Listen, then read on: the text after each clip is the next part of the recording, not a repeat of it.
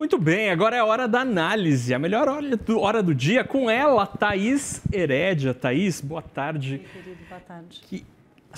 A semana mudou, mas a situação aparentemente não muito, né? A gente continua enfrentando basicamente o mesmo cenário. E me chama a atenção que, a despeito dessa...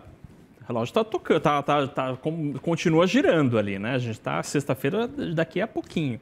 O presidente Lula diz que espera que Donald Trump reflita sobre a importância do Brasil. Aí Celso Amorim dá uma entrevista ao Financial Times dizendo que isso tudo que está acontecendo deve fazer o Brasil reforçar suas relações com o BRICS. É curioso porque me parece que do Palácio do Planalto e do governo brasileiro a culpa é do outro ali, né? Não tem nada que a gente poderia fazer. Parece que o governo brasileiro está meio lavando as mãos, será?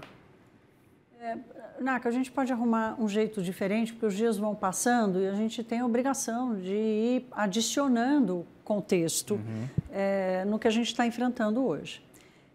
Agora, o que não mudou, a gente pode até arrumar um jeito diferente de falar, mas o que não mudou foi a postura do governo. Essa é uma escolha que o governo fez, uma escolha política, né? E por mais que a gente acompanhe reações, a própria imprensa internacional tem feito uma comparação das reações de países como México, Austrália, os próprios europeus, outros países aqui da América Latina, numa tentativa não de ceder completamente ao Donald Trump, mas de não provocá-lo, pelo menos não provocá-lo. Mas parece que o governo Lula entendeu que a escolha do Brasil teria que ser outra.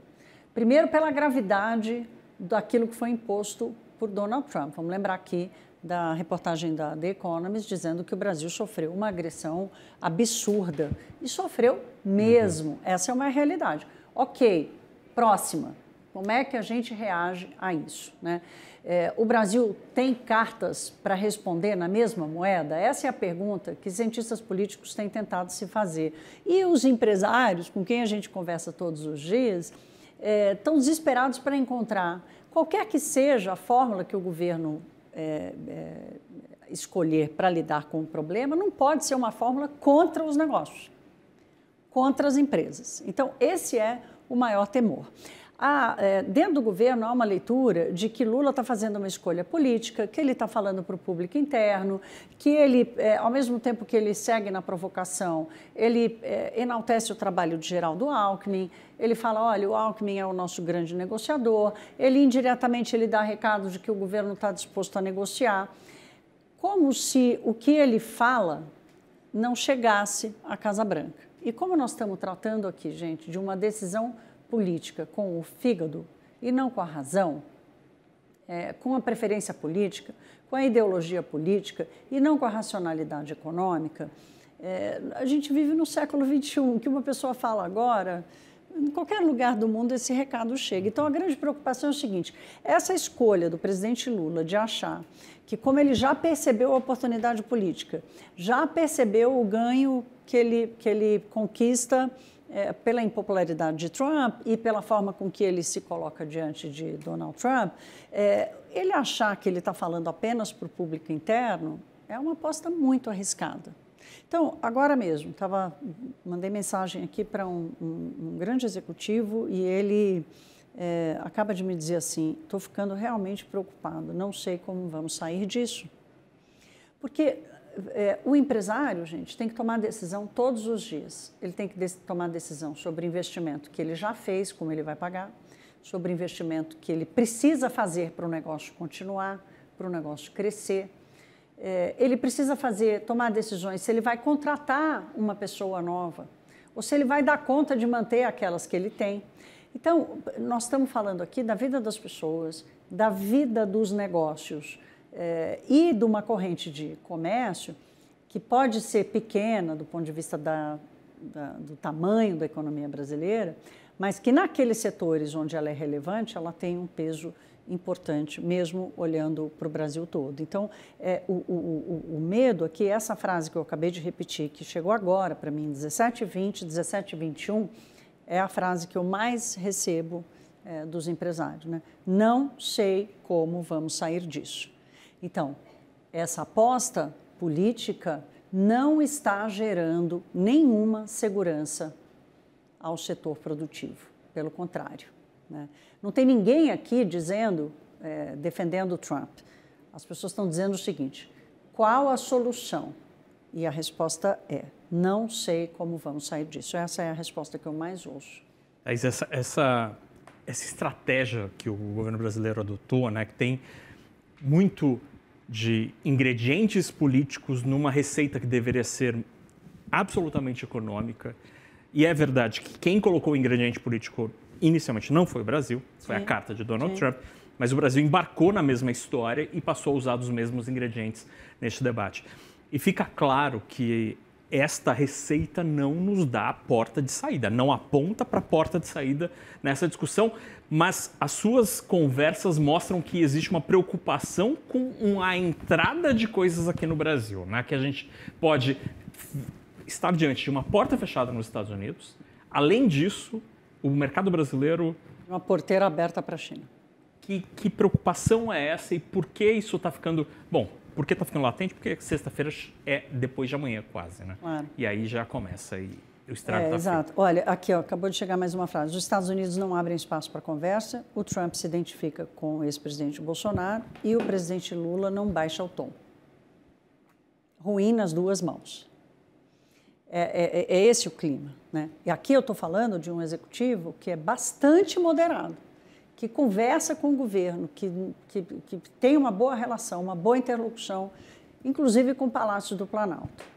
É sobre isso que a gente está dizendo aqui. Essa insegurança na outra ponta, hoje, por exemplo, provocado, o porta-voz do governo chinês disse assim: para o Brasil, nós estamos prontos a aumentar essa participação. O medo da inundação do produto chinês no Brasil é um medo que nos acompanha desde que a China virou o grande, né? Quantas vezes a gente já tratou disso? Mas agora é uma situação diferente, porque o Brasil vai ficando sem alternativa, né? O Celso Amorim, quando ele diz que o Brasil precisa reforçar o seu papel no BRICS, que é exatamente um dos pontos que Trump considera como uma provocação, o Celso Amorim pode até não estar errado, até porque o BRICS não é exatamente um bloco capaz de tomar decisões conjuntas para a economia internacional.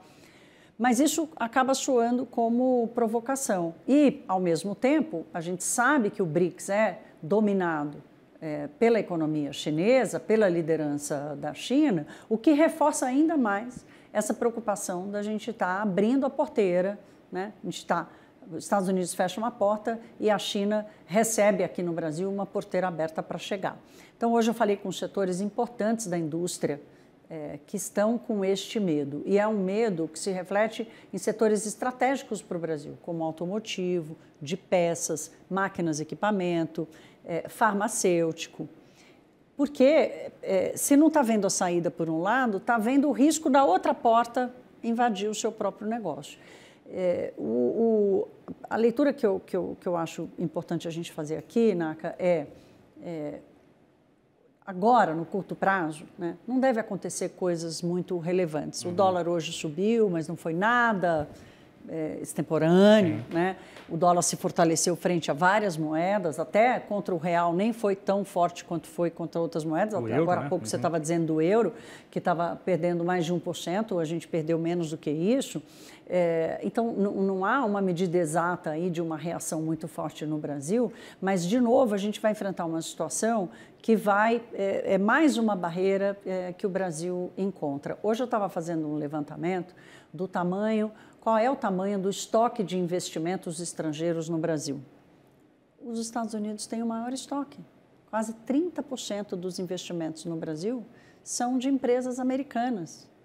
Essa é uma fonte de recurso de financiamento. Claro que parte desse investimento é intercompanhia e tudo mais.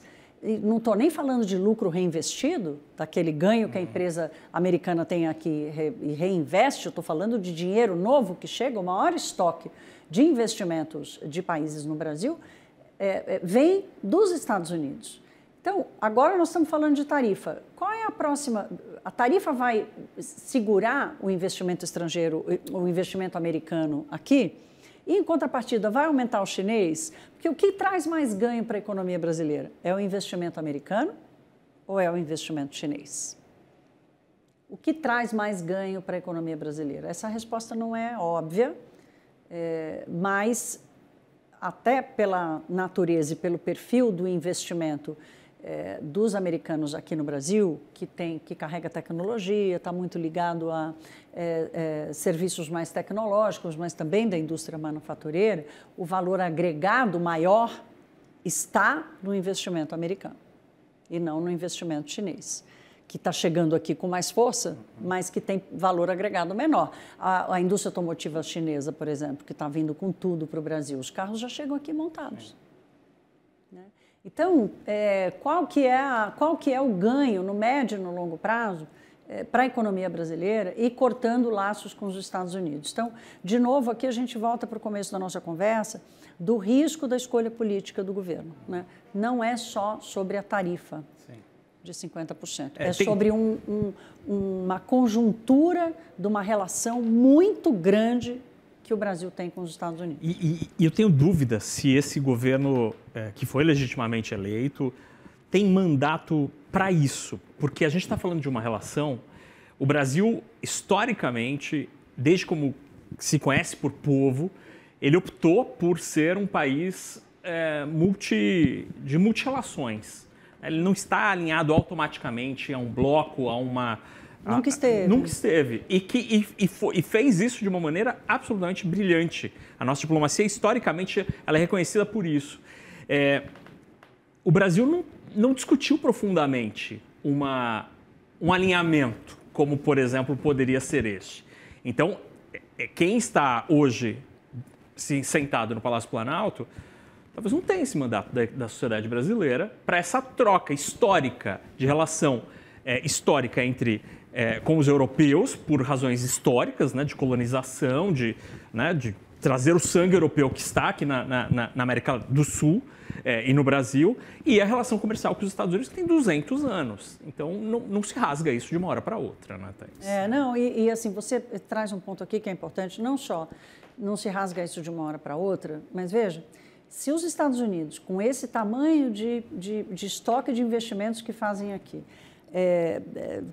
quase 4.000 companhias americanas de todos os tamanhos operam no Brasil. Né? Se a gente perde uma conexão direta com essa fonte de crescimento, de investimento, de geração de empregos aqui no Brasil, isso coloca a economia brasileira numa situação de vulnerabilidade. Quem é que negocia bons acordos em situação de vulnerabilidade? Então, o mandato para fazer a escolha política de alinhamento ou de uma ruptura, sim, porque se nunca teve alinhamento, também não pode haver desalinhamento. O Brasil nunca promoveu ruptura com nenhuma nação. Né? Então, a gente não foi para um lado, mas também não pode ir para o outro. Qualquer ruptura, mesmo que seja imposta por uma radicalização da política de Trump, qualquer uma dessas situações coloca o Brasil numa posição de vulnerabilidade. Então, um país que está perdendo não faz bons acordos, porque chega com a margem de negociação menor, seja com a Europa, seja com a China, seja com o Canadá, seja com a Índia, porque quem inicia a negociação precisando muito mais, somos nós. Agora, essa conta, ela vai demorar um pouco para chegar, porque nós estamos vivendo a expectativa, o bebê vai nascer, o bebê vai nascer. Não vou nem falar de bebê, porque o bebê é uma coisa fofa, é linda, é uma vida que chega, né? Mas esse dia vai chegar. Esse dia do 1º de agosto vai chegar, né? Na verdade, vai nascer um monstro da economia brasileira que a gente não tem instrumentos, porque nunca vivemos essa situação, então nós não temos ferramenta para lidar com ela. O governo vai lançar programas para tentar financiar, ajudar o caixa das empresas, tá bom, mas lembra que eu falei que as empresas têm que tomar decisão todos os dias de investimento, de desinvestimento, de contratação, de demissão. Uma ajuda de caixa faz o cara atravessar 2 pontes, mas não faz o cara seguir pela estrada. Então, tudo que a gente está discutindo aqui esses dias, que, como eu disse, cada dia a gente adiciona um pouco sobre esse contexto, vai aumentando a lista de dúvidas sobre, assim, Quanto mais a gente se meter nessa briga, mais caro vai ficar para sair. Para fechar, tem aquele velho ditado, né? Dou um boi para não entrar na briga, uma boiada para não sair.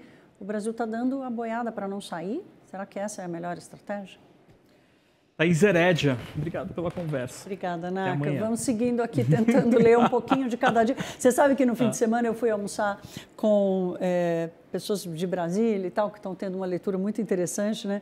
E a gente chegou à conclusão, Naca, que nós aqui na imprensa também estamos fazendo isso, os empresários e tudo, nós temos que montar um quebra-cabeça sem as bordas. Como é que você monta um quebra-cabeça? Você começa pelas bordas. Uhum. Você primeiro faz o quadro e depois você vai por associações preenchendo. Nós estamos tendo que preencher ou montar um quebra-cabeça sem as bordas. Está difícil. Thaís Herédia, a peça fundamental deste quebra-cabeça chamado CNN Money. Até amanhã, Thaís. Vamos juntos, até. Beijo.